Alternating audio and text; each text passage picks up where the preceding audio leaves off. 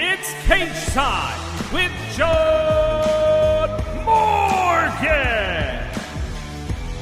And welcome everybody back to another episode of Cageside with John Morgan. I'm your host, Eric McMahon. This is a post-UFC 317. We're a week late, but we decided to opt out last week in observance of Independence Day and Eric's hellish travel back to Memphis from Las Vegas. But without further ado, to break it all down, let's bring in the man. His name is on the marquee. You can follow him on X at @JohnMorgan_MMA. His name is John Morgan. What's up, brother? What's going on, man? Yeah, it's funny, right? Like, we had made the decision, long international fight week, man. There was so much going on, right? And we kind of made the decision, look, let's just skip this week. Even though we were so excited about UFC 317, everything that happened, we're like, you know what, man? Let's just kind of take the holiday and then let's do that, and then we'll resume a week later.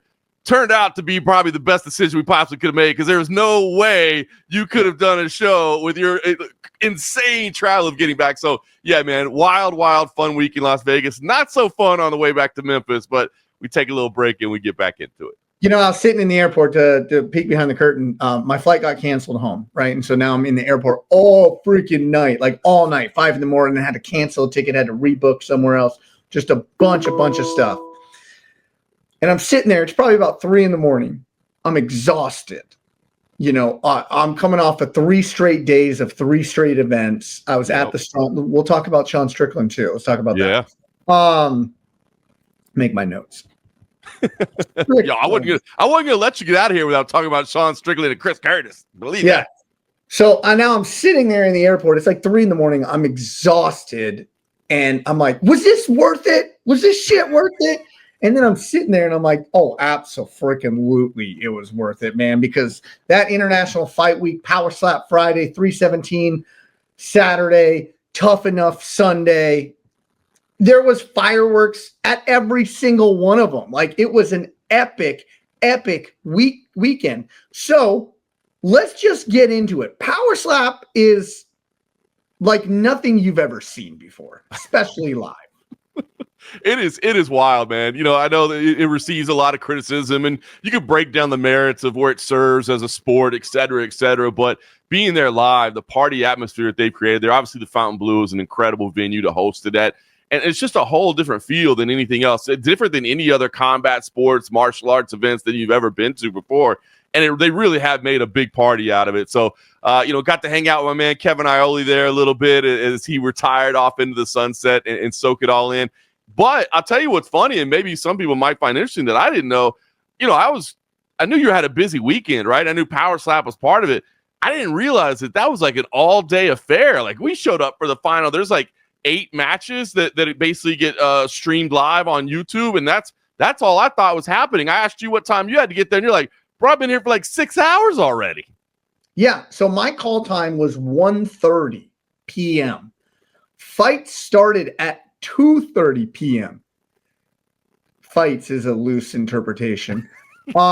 Slap matches started at 2:30. There were, I believe, 18 prelims in an empty arena. So let's talk about that really quick. Before we get to 317, really quick. Of course. You want to talk about you can monetize anything? You can monetize anything. And what they did is essentially, you know, I kind of recognized it right away, is they're just getting content. Right. They are just getting a boatload of content. You had independent wrestlers that they're trying to build a feeder system out of these prelims. I mean, Hollywood Haley J. If anybody watched the wrestling documentary about Ohio Valley Wrestling, you know, there was a couple stars came out of it. Hollywood Haley J. She's now doing slap fighting. She wins. I mean, and I turned to, who was it? I think Mike Bell was there, and we were kind of sitting down watching it. And I said, if this girl wins, she is going to be one of the biggest stars Power Slap produces. And sure enough, on social media and everything, things are flying off. But all of that was in empty. That wasn't on the broadcast. There was no fans in the building. There was 18 matches, and they're just building content to build stars and create revenue. And correct me if I'm wrong, but that is when Ronda Rousey was in the building, right? Because we saw clips of her there, and I'm like, I don't remember seeing her there at night, but she was there during the early prelims. Yeah, empty building early prelims, and I guess like everybody is allowed like 1 ticket or 2 tickets, and so there was maybe 30 people there, right? But Ronda Rousey, I remember walking by, and I'm like, "That's crazy." Ronda Rousey sitting there, and one of her friends was in the matches, and one of her friends lost because she smashed another girl's nose on an illegal hit. I did see that. And that was the illegal hit, right? So she smashed the nose, and so she lost. That was a disqualification because of that, because she hit the nose. Yeah. Wow. If you guys don't know what I'm talking about, go look up power slap broken nose, right? On Twitter, YouTube, whatever. This girl hits her, and it's hard for me to do it to myself, right? So this is the legal slap. She hit like this, and it just obliterates this poor young lady's nose. It obliterates her nose. It definitely made the rounds. Even my wife actually like texted me. She was down in Mexico visiting family, and she was like, "I have to know what the result of this was." She's like, "I got to know what happened." I was like, "That's weird," and it was funny because that's when I figured out. I was like, "I didn't even see that," and I was there last night. Like, I don't know what happened. So it is. Look, it's smart what the UFC is doing, right? You're certainly not going to put on 26 matches for an audience to see. It's way too long. It's way too much going on. But like you said, it's not like there's regional leagues for them to collect tape on athletes that they want to see into this. They need to build records. They need to build backstories. They need to build experience. So I had no idea that was even going on, but it makes perfect sense. And for all the officials, right, it's just more practice because this is still new, right? So it's just more opportunities to get reps and to dial things in before the main card that night. And truth be told, like, this was a conversation that was had amongst officials, is like the camera, there's a lot to replay and a lot to review on these things, right? So you're reviewing the slap, the placement of the slap, and the flinch simultaneously as you're looking at the feet and the body placement to the middle barricade. And so we actually told the broadcast we need this back camera moved 3 feet over. So now we have a better angle at the feet so far replay, because the replay times up slap and foot simultaneously. And so it's just still evolving. It's a fun process to be part of. That's cool, man. So that was a busy way to start out the weekend. That was just getting the weekend started because you were busy, like you said, every single day of the week. Now let's get into 317 really quick. I know a lot of people have talked a lot about it, but how damn good is Ilia Topuria? Amazing. What's funny is you and I were having a conversation of, I vote in the UFC rankings panel. And at first I was kind of still mulling over, where Ilia Topuria stood in the pound for pound rankings. And you and I were kind of breaking down the resumes of everybody right now, where they stand and what the accomplishments mean. And before the voting period was over, I went back and I adjusted my ranking. I put Ilia Topuria in at that number 1 pound for pound spot, and that's where he ended up as well. And it's just so good. I changed your mind? You caused me to go back and reconsider, and I'm like, man, I started. So I don't like to rush things too much to the top, right? I don't like to do that. I used to work with my man George Garcia over at MMA Junkie, and he would always talk about, not too fast in, not too fast out. Eventually, but you finished 3 Hall of Famers in a row the way that Ilia Topuria has. In just devastating fashion, and it's hard not to recognize. It's that snapshot in time. It's that one moment. Now Islam is going to fight for the welterweight title later this year, and if he comes out and he beats Jack Della Maddalena, depending on how that fight goes, especially if it's a dominant performance, I can easily just see switching them back. But right now, after that performance, knocking out Charles Oliveira the way he did, unbelievable. And then you add in the Max Holloway result, the Alexander Volkanovski result, and then you just add in the present. Ilia is a star. It seems like this whole year has been people talking about, the UFC, where's the next star going to come from? I just don't see it. Yeah, you got one. The guy is so good. And, just the little things, right? Like, I just remember sitting in there, and obviously the in-cage performance, amazing. You could break that down, just how devastating it was. But, like, the little things, like when it's time for his walk-in, the first moment the camera turns on him, the lights are down in the building, camera turns on, he's just got this relaxed smile on his face. Like, not that he's going into a cage for a battle, not that the biggest, craziest moment of his life is happening right now. It's just like, yeah, man, here I am. I saw this, and it's just that unbelievable presence that he has. It's incredible. It's amazing. Performance amazing. So to answer your question, Ilia Topuria is that good, and was cool to see him take that number 1 pound for pound spot in the rankings. And I changed my mind. Second, I didn't want to at first. I was like, no, I don't want to buy into too much. I don't want to rush behind this. But man, when you step back and look at it, what he's accomplished is incredible. He's the number 1 pound for pound fighter on the planet right now.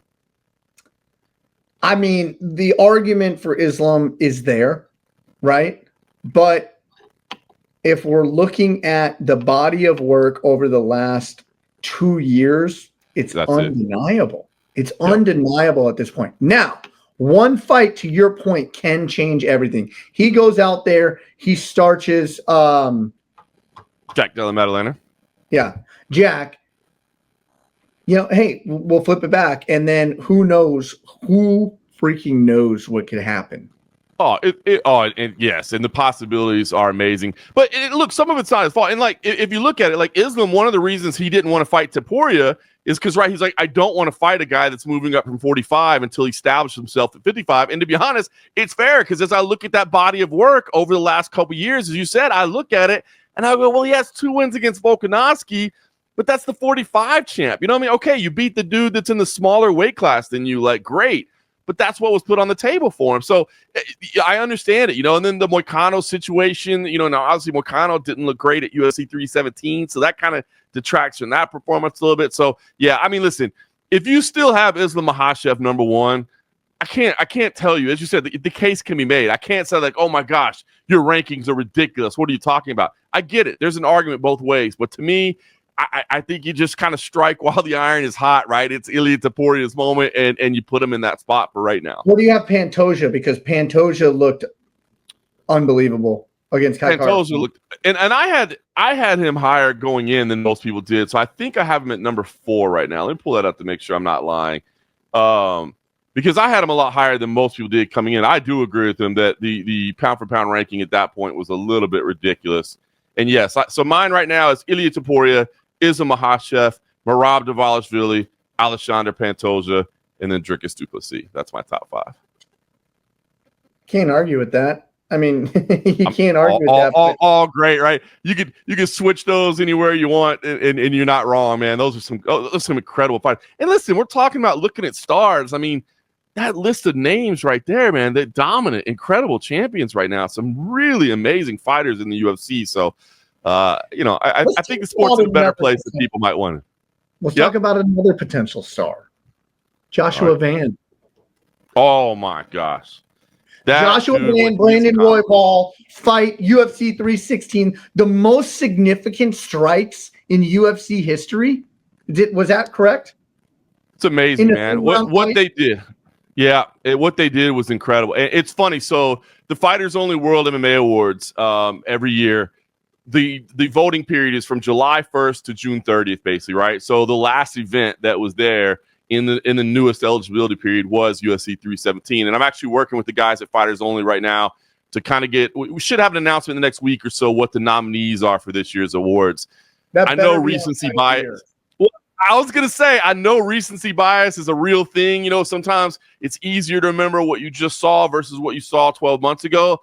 But I don't see how that doesn't end up on Fight of the Year, right? I mean, those two dudes went at it. And Joshua Van, what he's been able to accomplish in such an incredibly short amount of time, earning a title. And I love the way it all played out, right? I mean, Dana White has said he doesn't really typically like to have the face-offs, but it's just like, hey, he's here. He won his fight earlier. I mean, it was amazing to get him and Pantoja in there. Incredible. But Joshua Van, absolutely a star. If you're not a fan of Joshua Van, you just don't like MMA. It's like, go find another sport.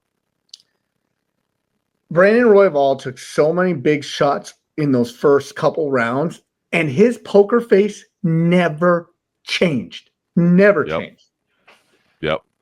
Dude, Royval, I'm such a fan of Brandon Royval, man. I love that guy's fighting style. I just think he's a cool cat on top of that, man. I love everything about him, and he's somebody to cheer for. Joshua Van just got the best of him, and he got the best of him late, right? I mean, it was really still a close fight in the third round, and Joshua Van really kind of sealed it off there at the end. I know it's heartbreaking for Royval. You can see it. Moment almost. He did. And it was heartbreaking for Royval. He's still going to be around. There's still bright days ahead for him. You can see the frustration there. Van, this is just his moment, And look, Not an easy fight with Pantoja by any stretch of the imagination. I mean, this is a stern challenge, but Van is exciting. He's going to push the pace. He's going to push the action. And he's done what it takes to get here, right? You take the opportunities. The phone rings. You answer it. You say yes. You go out. You fight in a crowd-pleasing style, and you get opportunities like this, man. So very, very cool for Joshua Van, the streak that he's been on. Did you guys talk about knockout of the year of Gregory Rodrigues and Jack Hermanson?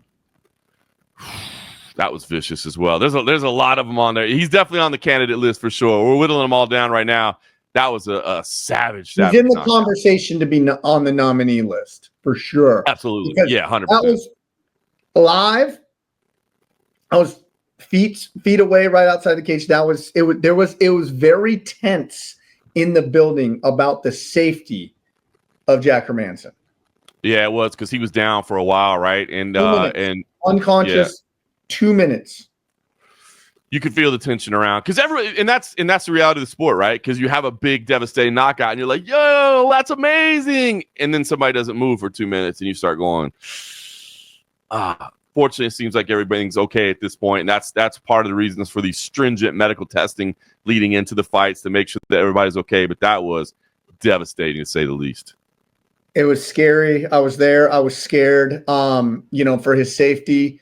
The Nevada State Athletic Commission, hands down, the best doctors out of any commission I have ever seen. Hands down. It's not even close.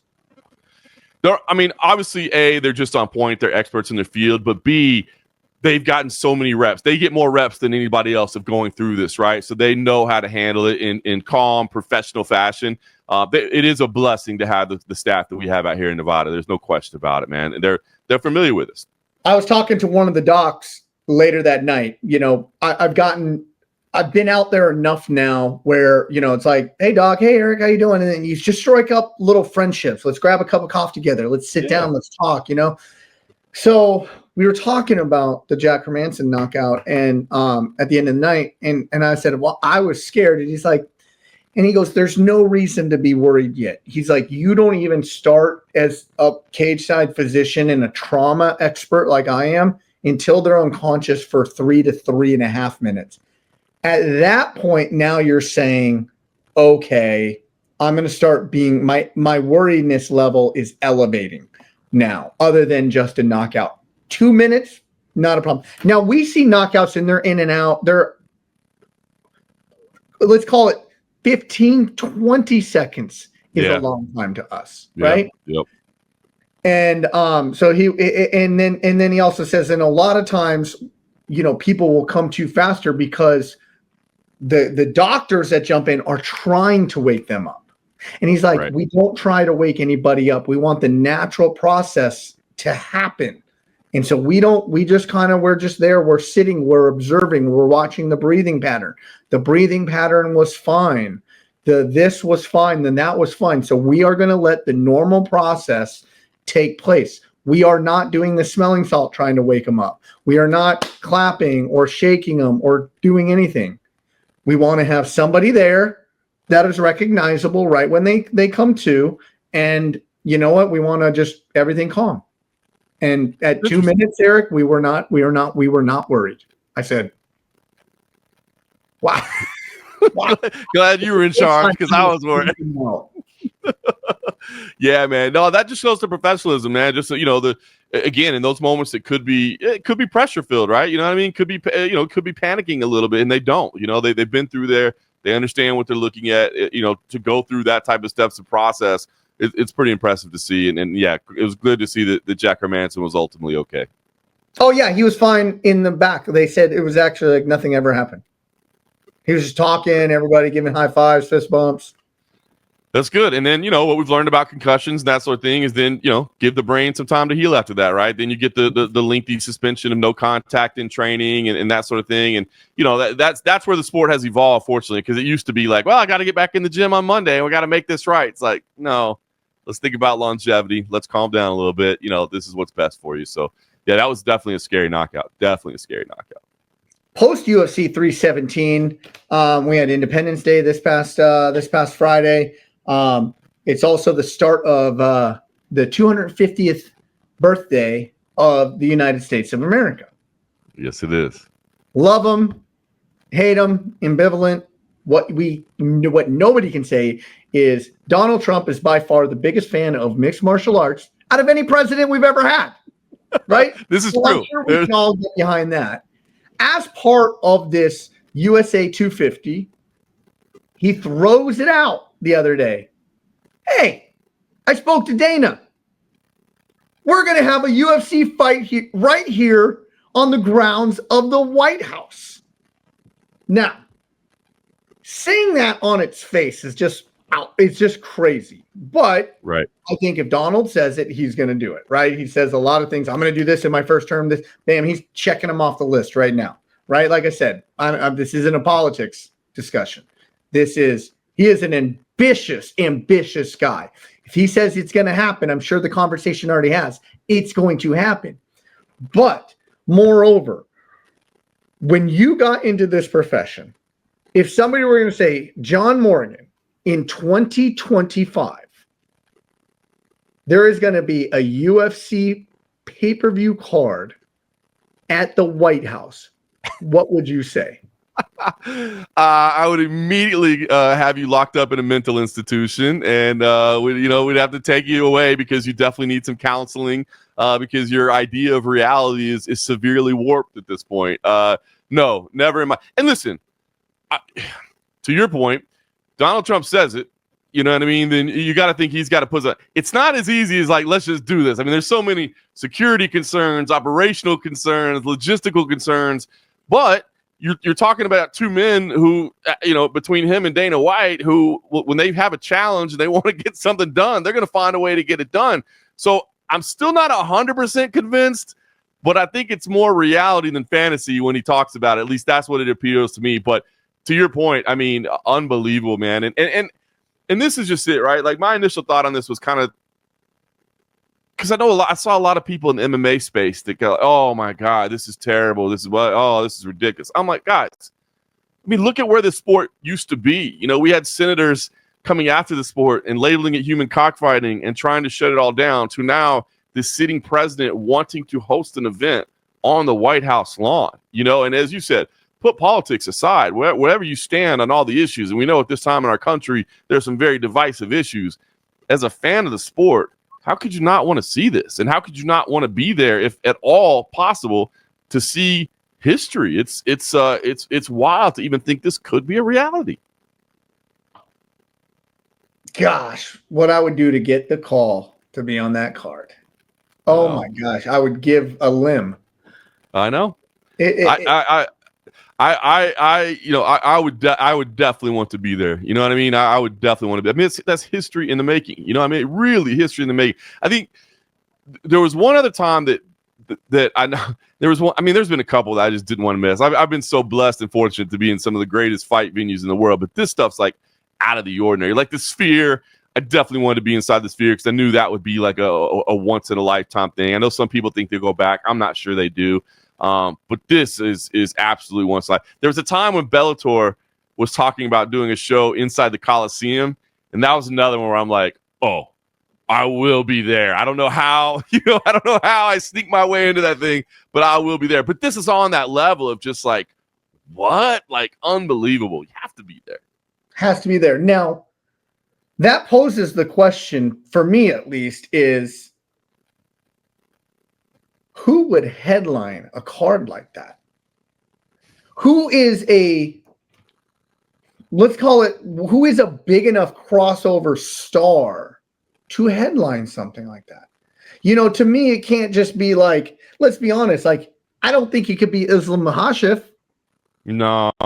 It can't be, it needs to be somebody that's a big enough crossover as well. I mean, I think, not that he's coming back, but I think a Khabib could be a big enough crossover star to do that. A Conor could.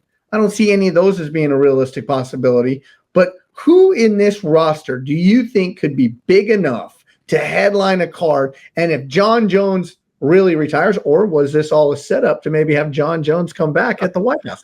I don't know. But I outside of John Jones, who could headline this thing?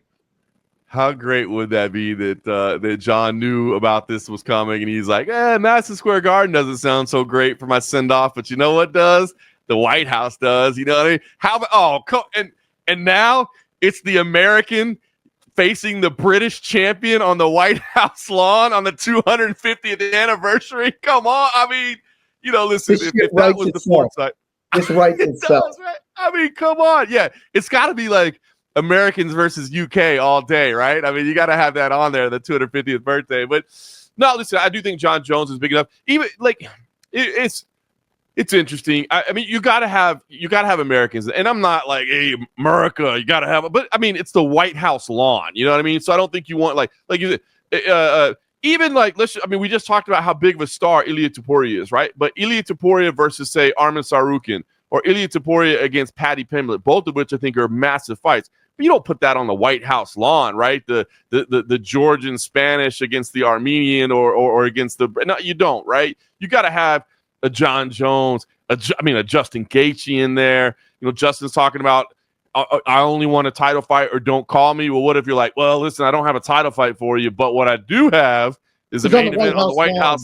Yeah, you know what I mean? Then maybe Justin's like, all right, you got me on that one. I'm in. Let's go. But yeah, I mean, can you imagine? Like I said, it is silly, but I mean, John Jones versus Tom Aspinall on the White House lawn. Like, come on, man. I look at it of guys that are booked right now. Like, I know this is Dustin Poirier's retirement fight coming up. It's his last fight. They're building the whole fight card around him in Louisiana, right? Right. I mean, it's BMF title on the line, But would Justin Gaethje and Max Holloway not be the perfect freaking headliner for the UFC White House? 100%. Any of those guys. Look, Justin Gaethje, Max Holloway, Dustin Poirier, all three of those guys, that every single time they fight, they're going to be an amazing fight. Right? Those are guys, it doesn't matter how many wins they've had, how many losses they've had. You just know it's going to be a great fight. And those are all like American stars. I think you could definitely headline against it. And, you threw it out there, pay-per-view headliner. Do we know it's a pay-per-view? I mean, maybe it's on 8. It's such a spectacle that it's that or I don't know because then they have so much technology there too. I bet you it wouldn't be the biggest deal to broadcast it out. No, it wouldn't. No, that wouldn't be a problem. I just wonder if you'd even. I mean, wouldn't you maybe want to put that one on network television? Like, wouldn't that be? Listen, we don't even know what the broadcast deal is next year because if they re-sign with ESPN, I would almost think that you'd want to put that on ABC to not even put it behind the paywall. But if Netflix is in the equation, as we think it probably will be, that's a Netflix special right there, right? I mean, how did they not say? I mean, Netflix has said, look, we don't want to do fights all the time. We want to do the biggest fights possible, a fight from the White House lawn. Now, again, look, there is a part of me that thinks logistically how challenging this may be, right? Like I have been in Miami, in New York, when President Trump is there, and I could tell you just the added levels of safety and security that are present simply for him being there, is a big deal. Now you got to think of bringing all these people to the White House. Like, can you have a big crowd? I mean, you can't really have, he said we'll put 25,000 people out here. Can you do that? You can't put 25,000 people on the White House lawn, can you? Like, wouldn't they all have to be like vetted by the FBI and Secret Service and all that? Like, I'm almost thinking it's a very. There's a will, there's a way, John Morgan. Quit I know. answering this for me. I know. There's always that little piece of me that always thinks like, I know that's exciting, but hold on, realistically, how can you do that? And what are the hurdles and what needs to make it done? Hey, how about Kayla Harrison on the White House lawn, the two-time Olympian? I mean, maybe her. Oh gosh, her and Amanda Nunes out there. On that would be like Henry Cejudo. Yep, Henry Cejudo. I mean, there's so many stories that we could tell being on that historic grounds. But I'm only just talking about the headliner, like the head, like I guess big enough star is that you could. Now he's not in the testing portal or anything, but you could get Conor McGregor and Michael Chandler and rebook that. That would be big enough, I believe. I think so. I mean, you've seen Conor already expressing interest in it. Now he says that he'll do it as the sitting Irish president. I don't know that will happen, but I do think he's, this is a big enough opportunity to drag even Conor McGregor off the yacht and into the gym and say, like, come on, man, this, you've always been about history. You've always been about doing things that nobody else has done. Like, this is literally once in a lifetime. Like And Michael there's no way Chandler this would be the happened. perfect opponent for him too. Absolutely. Absolutely. You know, the fight that was going to happen anyway. And again, I do think you need that American presence in there, man. Again, I'm not trying to be silly with the patriotism or whatever, but it is the White House. The White House, John. It's That's the White House. I know, right? It's like, it's like, oh, did you hear that the Kremlin was hosting an event? You know what I mean? Like, there's not a single Russian on the card. Yeah. Like, what? Come on, man. You're like, no, it wasn't Russians there. Yeah. I don't know. It gets me giddy. It gets me excited. But what also gets me excited is what's on tap in the UFC moving forward, right? I mean, I'm just looking out right now, a month and a half out, and what is on the docket here is awesome. There's a very intriguing fight card this weekend in Nashville, Tennessee. It's a UFC on ESPN 70. And I guess we'll start there, right? Now, I like to always break down fights. I'm going to abstain from breaking down fights. I'm going to be in the cage this weekend coming up. I'm booked for that. And so, I'll kind of turn it over to you for that. But it's a fun card. And with two guys in the main event, and Derek Lewis, who does what the Black Beast Derek Lewis does and knock people's heads off, and then Teixeira, who's only one fight deep in the UFC, but I believe he was 8-0, 8 first round finishes. Yeah, pretty impressive what this man has done. So, well, listen, I'll just throw this out there right now. I mean, first of all, if you are a Grind City Media fan, if you are a Cageside with John Morgan fan, I mean, tune in just to see the great Eric McMahon in action in the UFC cage. That's really all you need to know. But as an added caveat to the headliner of Eric McMahon, we'll also say this card is actually really fun. I know, like you said, I know since you're going to be there, you can't really break it down, but I think it's going to be very, very exciting. As you said, Derek Lewis, Taliesin Teixeira. Fortunately, it's the kind of fight you don't need a lot of breaking down. These are two big boys who throw down, right? I mean, this is going to be big bombs. This is going to be one of those who lands first. Derek Lewis is always entertaining in the cage and on the mic. So, I mean, that's going to be a great main event. Co-main event, Wonder Boy, Stephen Thompson versus Gabriel Bonfim. Man, all the respect in the world for Stephen Thompson for saying, hey, listen, you want me to take a tough matchup? I'll take a tough matchup. Wonder Boy is kind of at that point in his career where if he wanted to kind of hold out and be like, hey, I'm not really interested in that. I'm only interested in fighting my peers, my colleagues. Most of his peers and colleagues have kind of moved on at this point in his career, and he's still here active and saying, give me the killers. I don't mind.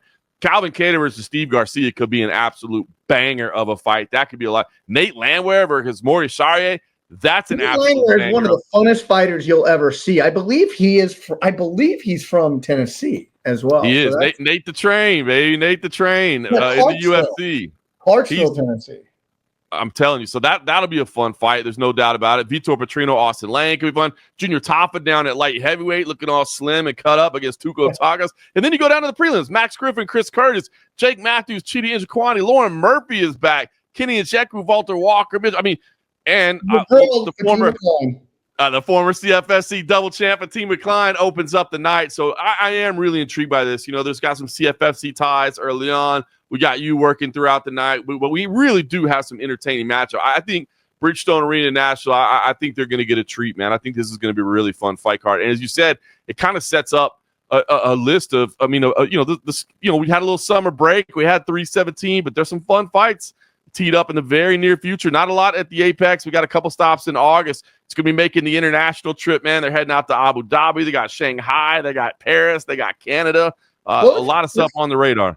Let's go down the list really quick. And then July 19th, the next week, is Dustin Poirier's retirement fight. Holloway Poirier 3, right? I think great matchup for Dustin Poirier. One that's going to get tremendous eyeballs on there against a guy he's already beaten. It's going to have the size advantage on, but a guy that he knows is going to stand in front of him and bang. And if he employs, we're not going to break it down, but if he employs the Justin Gaethje approach of, picking apart and sticking and moving and boxing and boxing and boxing and moving. This is a dangerous fight for Poirier on his retirement fight. It definitely is. And I love the fact that the UFC was able to get this in New Orleans, right? They have a lot of contracts that require them to be in certain places at certain times of the year. So they don't have as much freedom with the entire schedule as maybe they did at one time. So for them to be like, yes, Dustin, you have meant enough to us and this company that we're going to make sure we go to New Orleans, Louisiana for your retirement fight is absolutely incredible. So looking forward to that one. It's just a week later, as you said. And then you said the schedule kind of rolls on, man. Then they head out to Eddie High. Yeah, let's go to the next weekend after that. All right. Robert Whittaker, Renier de Ritter. Oh, yeah. That guy who took the hype train from Bo Nickel. The one FC double champ that nobody outside of this podcast was telling you how good he really was. And then he goes out there and starches Bo Nickel facing Robert Whittaker. It's like, okay. We see now the UFC. I think they always knew how good he was, right? But this was a make or break it point for Bo Nickel. Now, De Ritter is up there. Our Renier de Ritter. Yes, I said it correct. It's like it's a lot of consonants and vowels all at one time. It is RDR. He's totally fine with you calling him RDR. Right? And now they throw him Whittaker. Okay. Without breaking down this fight. He's in line for a title shot with a win here. 100%. Yeah, so they're 100%. Just throwing him up there. They recognize how good he really is, and they're putting him in position to book him at the top. And so they give him a ABC card headline against Robert Whittaker. That says a lot of what they think about this guy. 100%. It's a huge matchup. He wins this.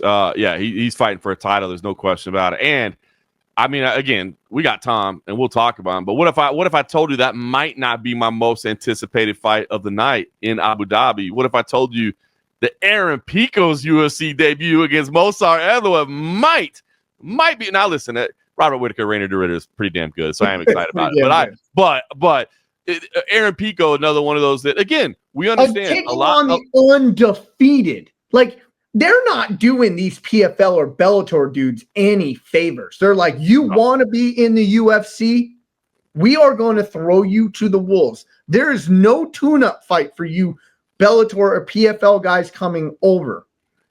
And I'm telling you, Pico wouldn't want it any other way. Oh, Pico wouldn't want it any other way, though. These are the types of challenges. It's the type of fights. But I love it. But again, this is one of those ones that, again, I sometimes I think forget, how many even of the MMA fan base like only watches the UFC and might never have seen Aaron Pico compete. Well, then you're an asshole if you don't know who Aaron Pico is and you're an MMA fan. I'm just going to say that out loud.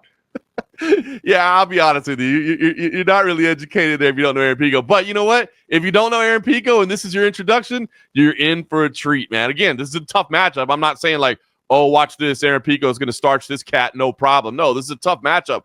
But this is a guy that wants fights like this and deserves fights like this. And is just like the nicest human being on the planet outside of that. And is just an absolute competitor. So that's a hell of a card in Abu Dhabi. And as you said, on ABC. Peter Yan, Bryce Mitchell, Sadna Magomedov. I'm telling you, fun little card. Over in Abu Dhabi. Well, yeah, we haven't gotten there yet, right? And then let's go a few weeks later. We have a couple Apex cards and smaller cards in between. We got road to the UFC in Shanghai semifinals. Oh yeah. Oh gosh, Imavov versus Berhelio from Paris, France on September 6th. And you skipped. I mean, did you mean? Yeah. He skipped. I buried the lead there, John Morgan. I buried the lead. August 16th from the United Center in Chicago, Illinois. Dricus Duplessis versus Shemaev. Come on. I mean, you can't take it all. That is a big fight, man. I cannot wait for that fight because those are just two absolute savage human beings going at it. Hamzat, we know that opening 5 minutes, you better be ready to survive a storm because it's coming at you. But if Dricus can get through that opening 5 minutes unscathed, how do things look from that point on. You know what I mean? Dricus, I think, is kind of an undervalued champion at times, and people want to put down his skills. You actually just hit on the question that I was going to ask you. Do you think Dricus has the respect that he deserves yet? Going into his last couple fights, me and you both said this guy isn't getting his just due.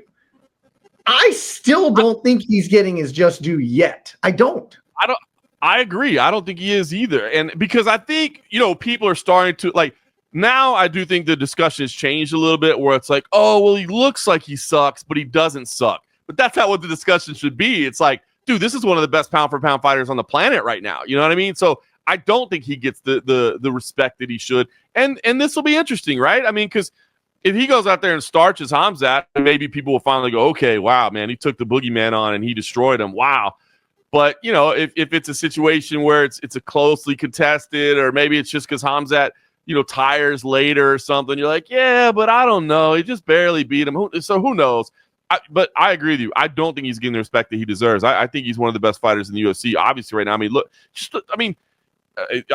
Sean Strickland, Israel Adesanya, Sean Strickland, Robert Whittaker, Derek Brunson, Darren Till, Brad. That's a nice little stretch of wins there. And all that's just what he's accomplished in the UFC and not what he had done before. So yeah, I don't think he's getting the respect he deserves. But I sure as hell am looking forward to this fight.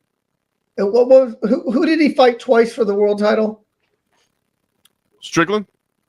Oh yeah, what a segue! What a segue! Oh man! Oh, Sean Strickland. Sean Strickland doing Sean Strickland things at Tuff-N-Uff to wrap up international fight. We thought we were just going to. Well, you were working. I was just going to hang out and had a frosty beverage in hand. I was like, I'm just going to go watch a nice afternoon of fights, and we did. We watched a nice afternoon of fights.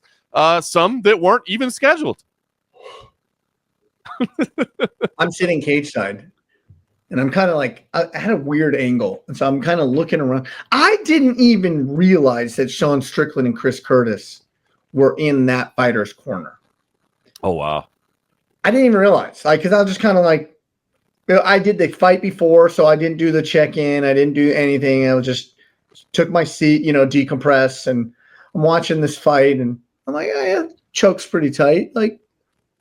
Oh, yeah, he's having fun with it. He's sticking his tongue out because I heard the corner saying, it's not there, it's not there. And he, says, oh, it's there, and, sticks his tongue out at him and then gets the tap. And so I'm seeing him like, yeah, it's tight. I see it. He has the angle on it. And then he does the DX crotch chop, the sticking out the tongue. And I'm telling you, now, mode of operation, cage door, mode of operation is, the cage door operator jumps up on the cage. He opens it up, and the doctor, and nobody but the doctor, is supposed to come in first. Right. That didn't stop Chris Curtis and Sean Strickland from bum rushing this door. Take it away. Take it from there. Yeah, and then Luis Hernandez at that point is got multiple assailants heading his direction. Fortunately, it was kind of interesting because Chris Curtis got to him and kind of locked him up in a clinch. And Sean Strickland came running forward and was throwing punches. But because of where Chris Curtis's positioning were, the body kind of and the shoulder kind of blocked the punches from landing clean, which I think is a good thing. And from that, it was chaotic for a moment. I will say order was restored pretty quickly. And maybe you had a better look at exactly how it was, because I was a little bit just like, oh, my gosh, what is going on right now? And they got order restored. And I know that Sean and Chris were kind of escorted out of the venue at that point. And, it's interesting because so far nothing has happened. Okay, there's no meeting yet on the docket, right? Once a meeting's on the docket, something will happen. I'm confident something will happen. Go back and watch the video. Chris Curtis intentionally protects the fighter from Sean Strickland. I want you to go back and really, really watch it. So he comes up and he is in the guy's face like, how dare you disrespect us, this, that, and the other. The minute the first punch comes, he then grabs the clinch, pulls the guy closer, and puts up his arm to block Strickland's subsequent punches. I will have to go watch that. Because I saw that it was kind of Curtis, but I thought it was just kind of the the position that he was in at that moment happened to be blocking the punches, and that's why they didn't land clean. It was on Chris Curtis. He was intentionally protecting the fighter from Sean Strickland, albeit he instigated almost all of it by being the first one in the cage. And and Chris is known for talking a little bit outside of the cage. It's not the first time that Chris Curtis has been involved in something like this. He's known for talking a little bit. It's really interesting because you're all right. So I'll be honest, I was a little bit worried because Chris Curtis is fighting in Tennessee this weekend, right? And so I was a little bit wondering, like, I wonder if anything happens there. Obviously, Jeff Mullen, of course, still has connections to Tennessee, even though he's in Nevada these days. I mean, cool. And now that you say that he did that intentionally, now I have to go back and watch more. So I'm glad nothing has happened or apparently will happen ahead of that fight. I mean, it was obviously it was the story of the day. I mean, it's a Sunday afternoon. People are still buzzing from UFC 317. Everybody's soaking in the aftermath online and social media. And you got a bunch of media in the building because it's International Fight Week. And so clips of this thing go everywhere. And it became like the big story of the day this past Sunday. But, fortunately, nothing significant really did land in there. But to your point, I do believe that when they have the next monthly meeting at the Nevada State Athletic Commission, something will have to be done because you cannot allow participants to storm into the cage. And listen, Luis Hernandez is not completely innocent in all of this either, right? I mean, he's certainly egging it on, but he's also in there fighting, and he shouldn't have to worry about somebody attacking him from outside the cage, regardless of what's being said, regardless of what taunting is going on. So it was an unfortunate situation.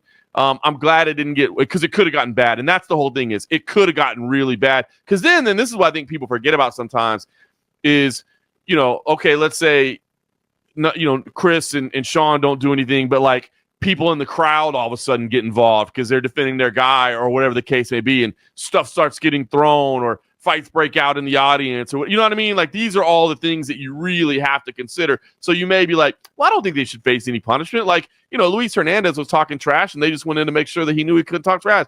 You still got to face something. Now, I'm not saying suspend the guys for a year or anything like that, but there still will be some kind of reckoning, I believe, in front of the Nevada State Athletic Commission. You asked me at the bar over a frosty beverage after the card was over, what do you think is going to happen? And I came out the gates thinking it's going to be severe, it's going to be long, they're going to make an example.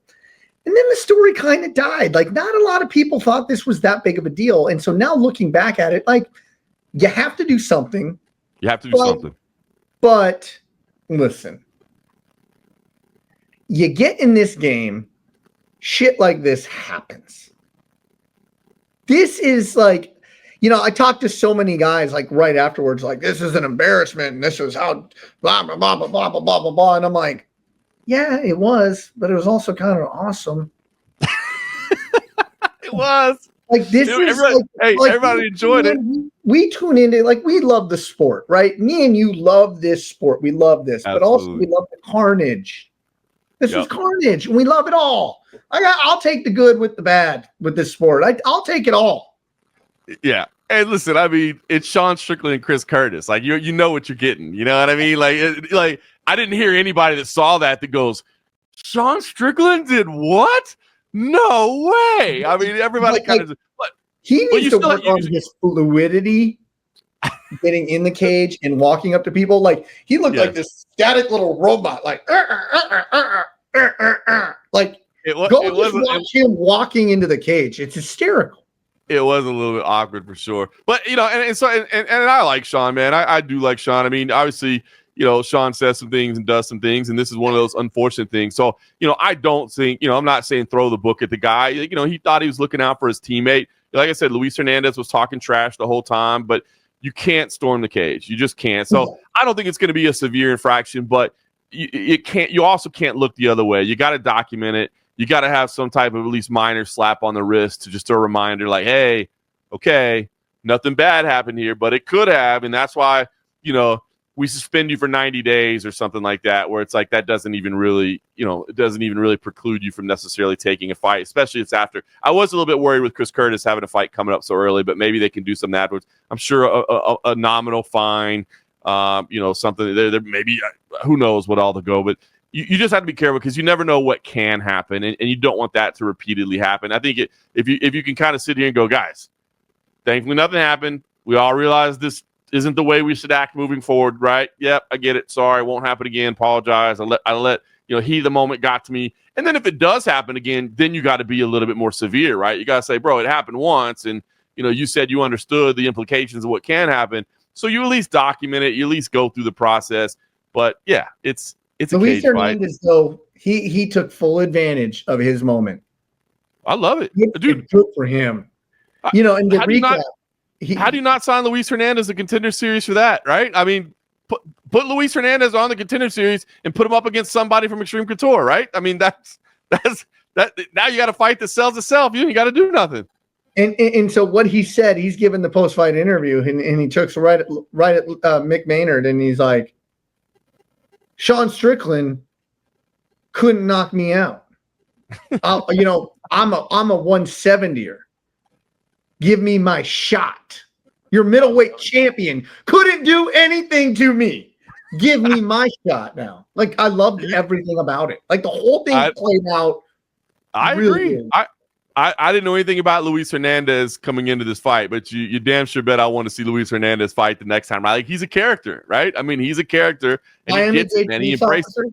Yeah, pretty crazy background there, right? And obviously, he's got a little pro wrestling in him or something, man, because he took full advantage of the moment. So we'll see if it – I mean, and look, as he said, he fought on short notice, a weight up, against a tough guy in Miles Hunsinger, and got an impressive submission finish, man. So the guy's got some skills. He's undefeated. So it's not like it's just, a guy that had a losing record and, tried to steal the shine of the moment. It's a guy that has some things going for him as a fighter and just said, I'm gonna take advantage of the moment. You know what I mean? So I love the way it played out. So it'll definitely be a story worth tracking to see, because that was a crazy incident, and what a way to wrap up your international fight week, huh? You thought you were just gonna have a little afternoon of fights, and obviously got a little bit of chaos.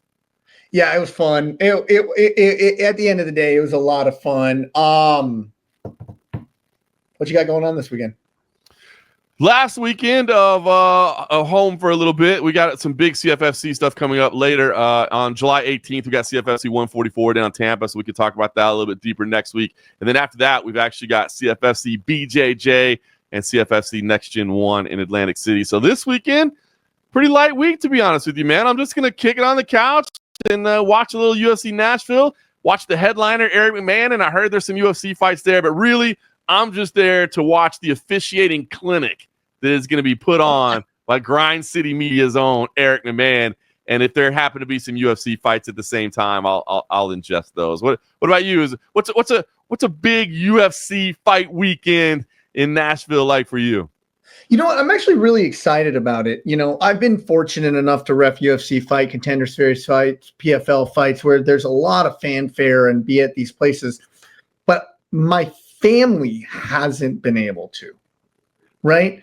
And so I'm really looking forward. Now, my family isn't going to the fights, just my kids are still too young, and my wife wouldn't get to enjoy it. And we have friends up in Nashville that are coming to the fights, but then my wife is going to take the kids over to the wife's house with their kids. They're going to watch the fights from there, and then my friend and bringing his boys are going to go. But it's not just the fight, right? It's not just in the arena. There's this whole, and there's this whole electricity around everything that's very hard to explain.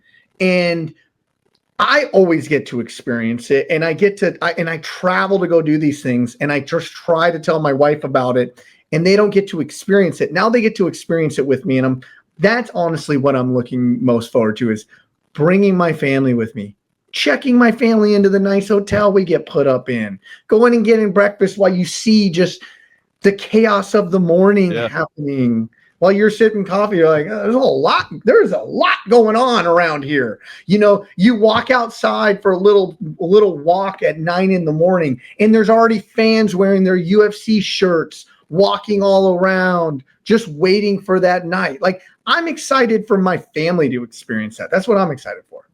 That's awesome, man. That's such a great way to explain it. And it's so true, man. There's a certain energy around those fight weeks when you're on location, when everything's buzzing around there that you want them to experience, right? I mean, I try to take my wife and kid to, as many opportunities as I can. Obviously, they got school and work and other things to do. But, man, if they could come hang out and enjoy it, I always like for them to get to see that. We don't get to do, even though we're here in Vegas, they're going about their daily lives and we don't get to always experience it. So it's fun to go on the road a little bit and see that energy. So that's cool, man. And I'm excited for you to work this card, man. Obviously, anybody that listens to this show, understands A, the passion for the sport you have, but B, the passion you have for the science and the mechanics of the refereeing position and how seriously you take that opportunity. So to get to do what is a big card, man. I mean, this is a big card with a lot of meaningful, fun, intriguing fights on it. For you to get to be a part of that, man, I'm excited for you. I'm excited, like you said, that your family gets to experience as well. That's pretty cool.